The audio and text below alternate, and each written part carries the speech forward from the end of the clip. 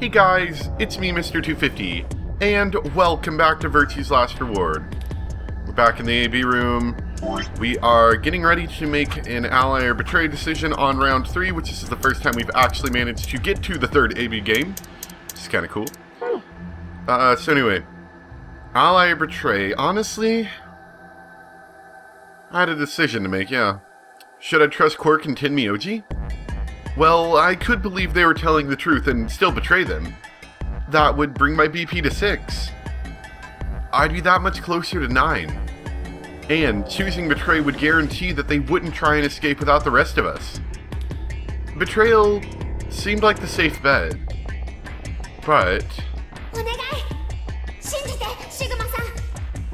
a man with a face like that, you just can't help but betray anyway.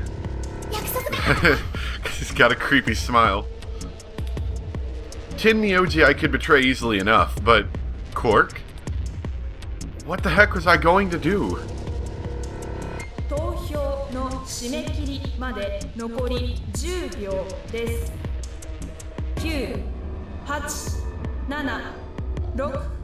Well, let's think. I've been doing a lot of betraying the first time recently, and that's kind of making me feel like a bad person. So let's start with ally and then we'll finish with betray so I can feel bad later. Unless, of course, he stabs me in the back, in which case I kick him in the shins because I hate him. But, I mean, they probably won't do that, right? Right? Alright, what do we got here? I don't even know how everyone else's was gonna decide. I didn't even pay attention to their scores. Obviously. What? I'm gonna kick him in the shins. Someone's gonna... Why would you even do that, Tin Myoji? What is the point of doing that? Do you want to get kicked in the shins? Why would you do that? You know, I was thinking about it for a while. What's the point of them betraying? Does that even... that doesn't do anything for them. Unless they're just like scumbags who like seeing people with low points. Who's ready to get kicked in the shins? Come over here, Tin Myoji. What the heck, guys? Why'd you betray me? So you want to get kicked in the shins twice?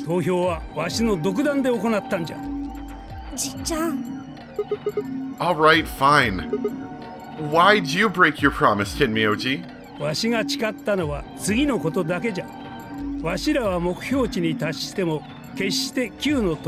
think Clover's got 11 points too, so I mean, this isn't going well. So, you're not gonna leave? Wow! Wow! Everyone in this game is a bag of scum! Everyone! Like, everyone just seems like they're okay. I think the only person we haven't had a bad experience yet with is Luna, and I'm sure that'll change, because she's probably a bag of scum too, because everyone's terrible. What?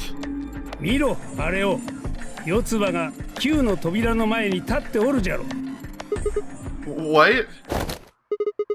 Are you serious, Clover? I mean, I kind of expected that from you a little bit. But I thought maybe a little hesitation was gonna happen. Probably an order from Alice again, though.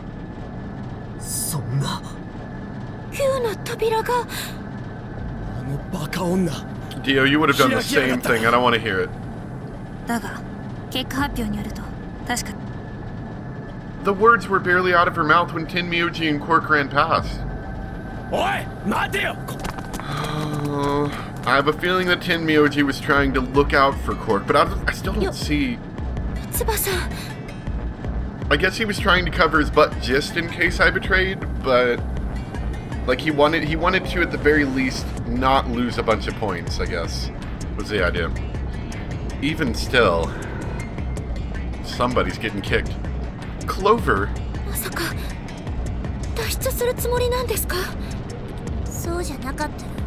Of course. Because I'm a terrible person. Uh-huh. ゼロボスを捕まえるためにね。天名字とクオークも行くのか。Don't look at me like that, Quark. すまんな。ごめんね、みんな。どうじゃシグマ、納得したか？わしは約束を破ってはおらん。 You're gonna get kicked so hard. Don't you dare talk to 9 me の like 扉を that. 開いたのはわしらではなく四つ葉じゃからな。 Like heck I'm happy. That's some... Tenmyoji. まあどうとでも言うがいい。わしはどうしても外に出なければならんのじゃ。一刻も早くここを出て奴に制裁を下さねばならん。奴というのは？無論ゼロボスのことじゃよ。ゼロボスがどこにいるのか知ってるって言うんですか？ああ、ここまで来たのじゃからもう行っても構わんじゃろ。わしはゼロボスのことをよく知ってお Feel る free ん to じゃ。 explain. なんだと？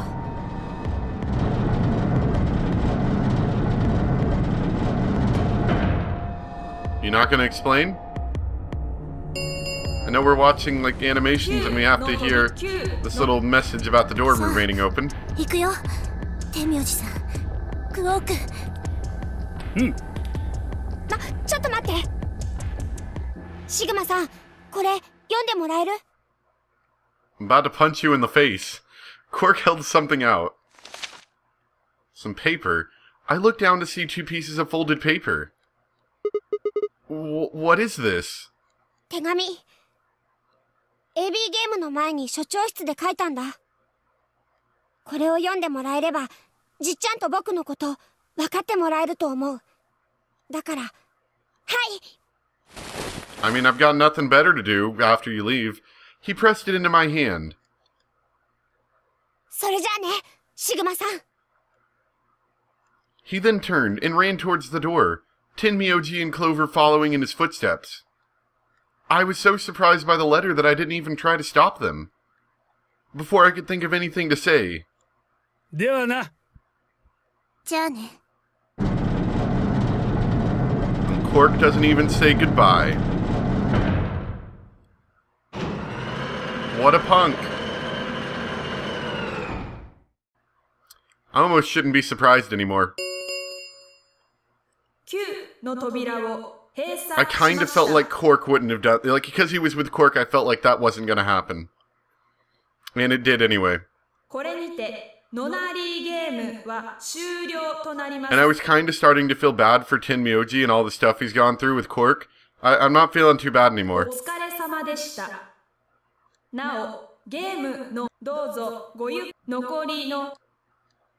Alright, so we're gonna read that letter?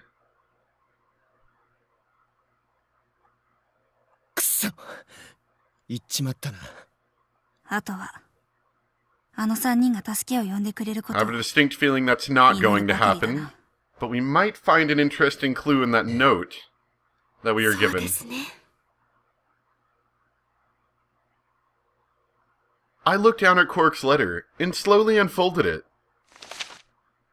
His handwriting was still a little uneven, but he'd filled both pages with writing. I began to read. Oh, that's dark. It was a really stormy day when he found me.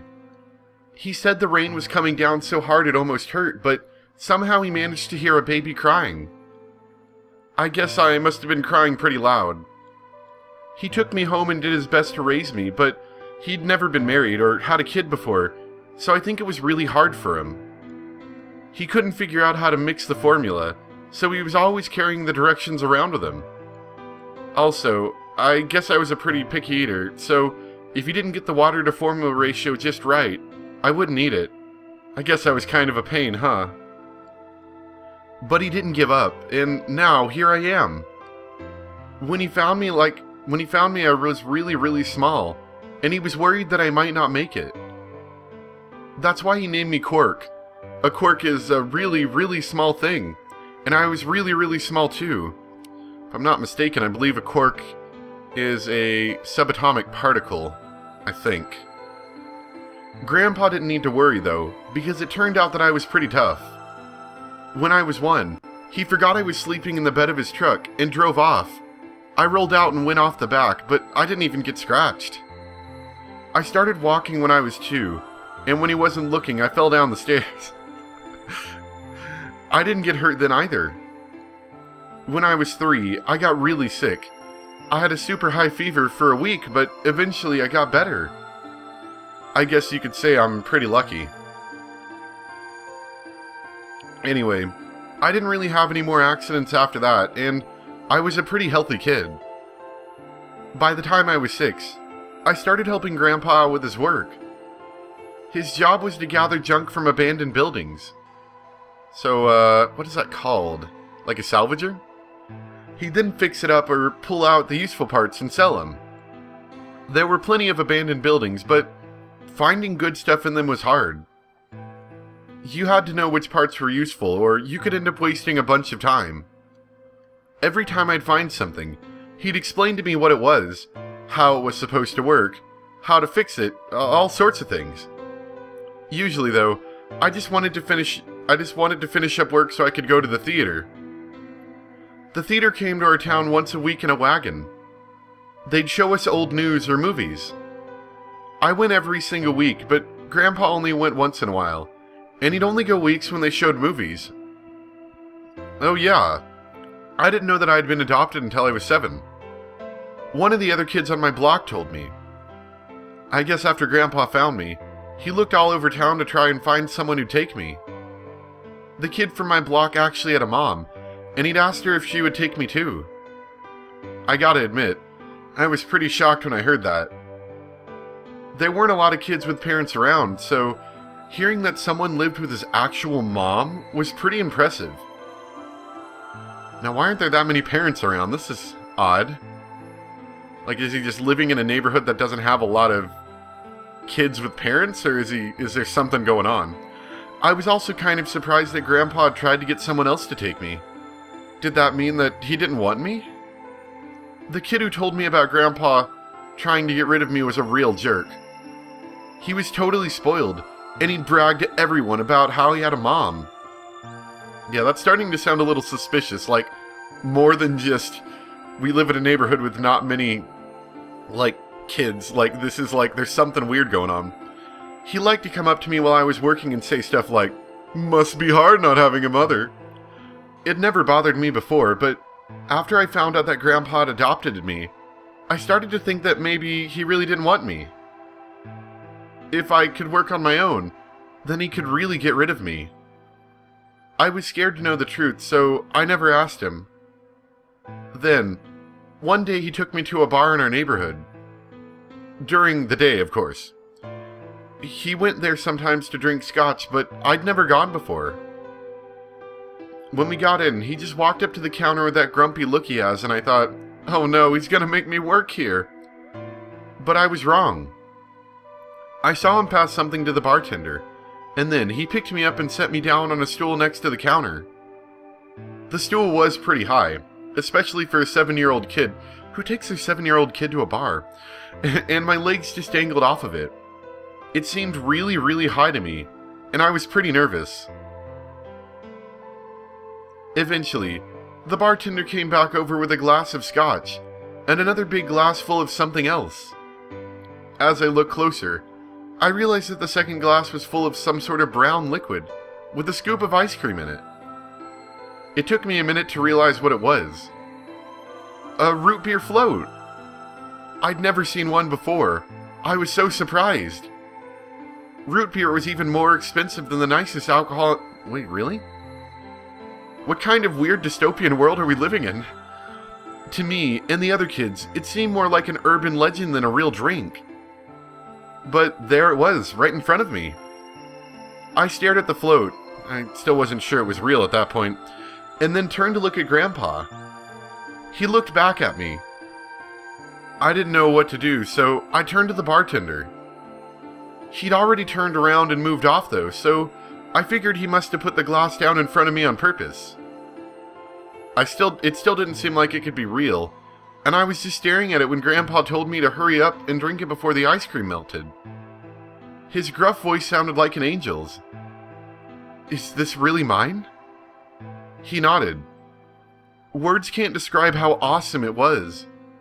I'd never tasted anything like root beer before. The creamy sweetness of the ice cream made my entire head feel light. I felt like the luckiest boy in the whole world. That's not an exaggeration. I really thought that. The root beer float was delicious, but what made me even happier was Grandpa. When I looked over at him, he was smiling. I know that's gotta be hard for you to imagine, but he really was. Right then, I didn't care whether or not he'd found me and adopted me. He'd brought me a root beer float. That made me way luckier than some kid who had a mother but never tasted root beer. Of course, after we left the bar, he was the first kid I bragged to. Suck it, kid. With your mom, I got a root beer float. So, Grandpa and I were doing pretty good. Until the fight. I was in a super bad mood that day. I'd torn one of my shoes that morning, and some old drunk guy had yelled at me. All the junk I found was totally useless. The day was almost over, and I was fed up, so I just grabbed some random trash and took it back to the house. When I'd show what I'd found to Grandpa, he frowned. He started going through each thing I'd brought back, explaining why they were all useless. I got really mad and just yelled, "I don't care!" Then he got mad, and I couldn't take it anymore, so I ran away. I was pretty upset, and I started thinking that maybe Grandpa had only adopted me so he could raise me to work and make money for him. After a while, I went and hid in an abandoned building, but by then, I'd started to calm down and think that maybe I should go back and apologize.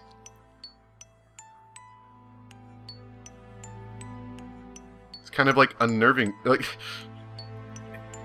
it's like a lullaby, but with just a little bit of unnerving to it, so that it just makes the whole thing a really creepy feeling. Anyway, it had started raining pretty hard though, so I decided I should wait for it to stop. But that was just an excuse. The truth was that I was nervous. Part of me knew I'd done something wrong, but I didn't want to admit it. The rain didn't stop though, so I just sat there staring out at the gloomy gray sky. I imagined Grandpa coming to get me. And it kept raining all night, and he never showed up. I gave up waiting and decided it was time to go home. I was about halfway there when I heard someone groaning. At first, I thought I should just ignore it and not get involved. But I went over anyway, and it was Grandpa. He was totally soaked, and I could tell right away that he'd been there for a really long time. I yelled, and he opened his eyes a little bit. He smiled weakly and said he was glad I was safe. He'd spent all night out in the rain looking for me. I felt awful. We can't afford umbrellas. Grandpa had been out in the rain looking for me so long that he'd collapsed. I was horrible. He heard me crying in the rain, but I hadn't heard him. As I ran to get the doctor, I promised whatever God might be listening that if they would only save Grandpa, I'd never ask for another root beer float ever again. He got a real bad fever, and his temperature wouldn't go down for days. The doctor said that if it kept up, he'd die. If he died, then I'd be all alone. There wouldn't be anyone left to care about me. The thought of that happening terrified me. Fortunately, I must have passed some of my luck on to Grandpa, because a week later his fever finally broke.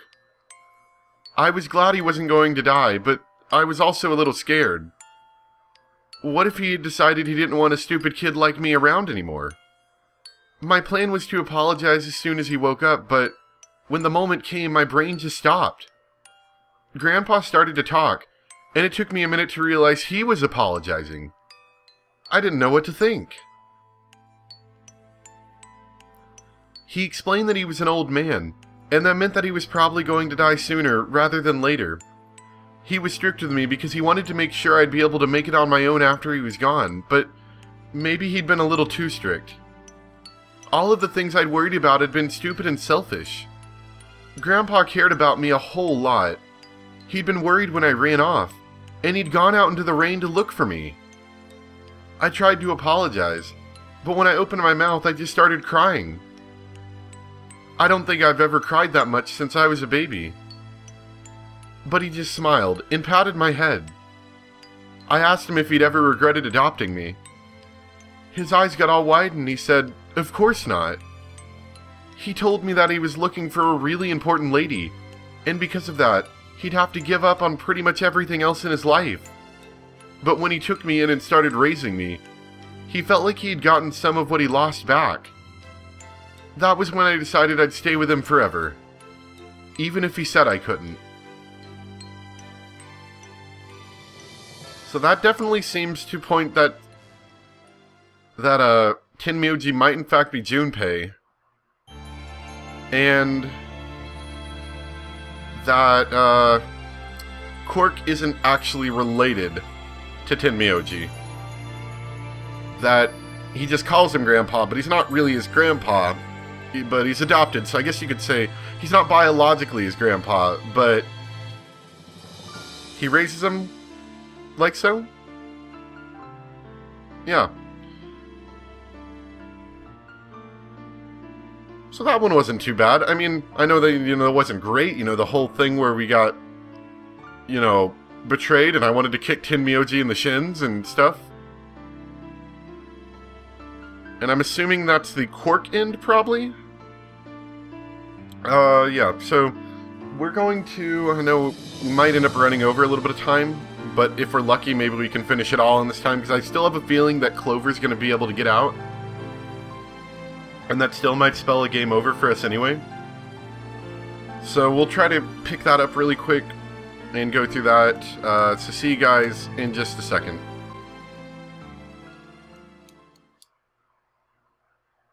Yep. Oh, no, that's a Tenmyoji and not a Quirk end.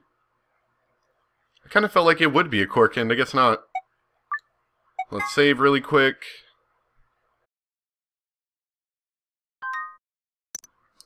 And, yep, we got Tenmyoji there. Let's see, that was the Tenmyoji end. Now we can go, let's see, we didn't unlock the lock. Which wouldn't, which kind of makes sense. I don't really think we did anything that would warrant doing that. So now let's go back here and betray.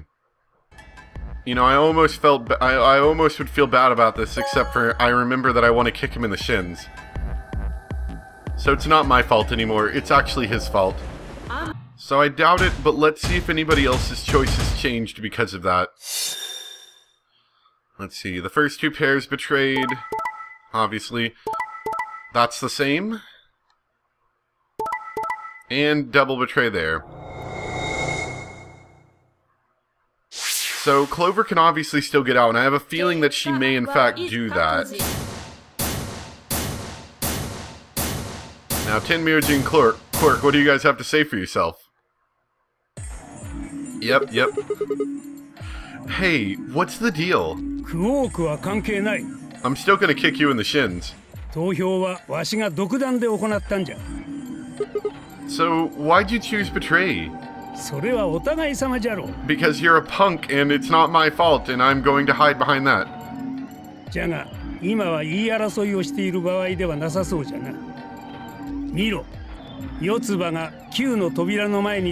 You seem fairly unconcerned about this whole thing. What? Oh no! That same expression on her face. Oh! Let's all be surprised again.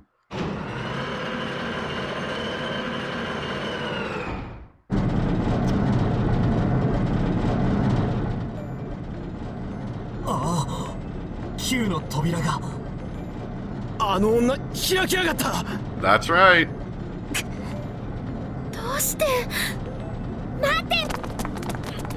You guys are just mad because you don't get to escape as well. Clover, what the heck do you think you're doing? What? Justice? What do you mean?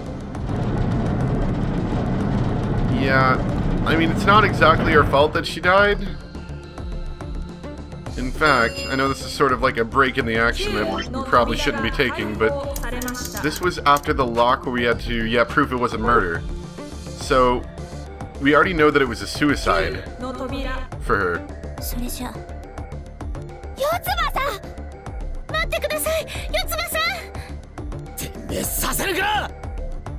I don't think there's much we can do to stop her. Dio leapt at Clover, his fist raised. Clover easily avoided him and moved towards the door. Good job, Clover. さよなら。 I caught one last glimpse of her face as she slid through the door. It was a mask of ice. She's probably a little bit upset about her friend dying, I would imagine. Just a bit.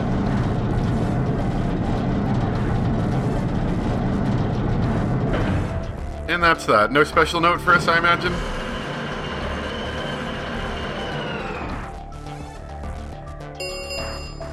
And here's a little spiel about how the game's over and you can't run away.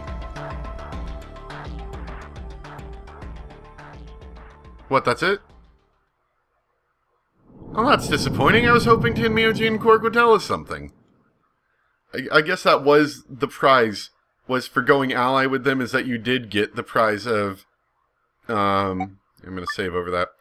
You did get the prize of knowing more about Quark and Tenmyoji. And the strange world they live in where root beer is apparently more expensive than alcohol. Somehow. Tenmyoji game over. Let's see, we still are locked over here about the 5 minutes to live. We'll come back next time to this AB game round 2. This is after the laboratory. We went with Ally last time, which kind of got us in trouble. We will, I guess, go with Betray next time. And then assuming that lock doesn't open, we can finally move all the way over to the cyan door for our last tree over here. Should be a lot of fun. Let me know if there's any things I should be doing with the route, but otherwise, that's the route we're going to be taking next time. Thanks for watching, and I'll see you guys later. Bye!